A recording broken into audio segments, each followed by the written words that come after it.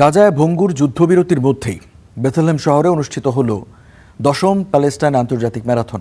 গাজা উপত্যকায়ও অনুষ্ঠিত হয় ম্যারাথন।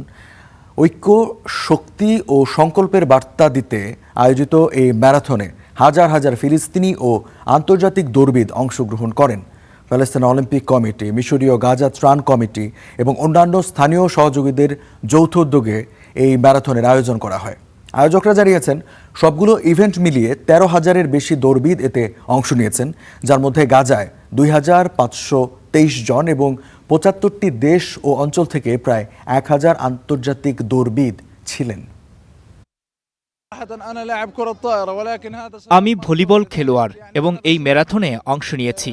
কোনো ক্রীড়াবিদেরই এই আয়োজনটি এড়িয়ে যাওয়া উচিত নয়, কারণ এটি মানুষের পক্ষ থেকে দৃঢ় সংকল্প ও সহনশীলতার এক বার্তা দেয় যে সব প্রতিকূলতা সত্ত্বেও তারা অবিচলভাবে খেলাধুলা চালিয়ে যায় এবং নিজেদের স্বাধীনতা প্রকাশ করে।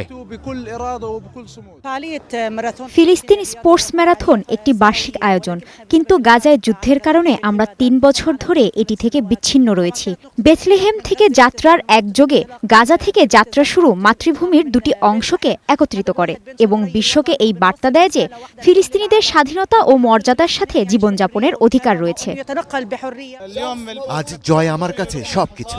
অবরোধ, দুর্ভিক্ষ এবং যুদ্ধে বাবা ও 4 ভাইকে হারানোর পরও আমি আমার সর্বশক্তি দিয়ে অংশগ্রহণ করেছি।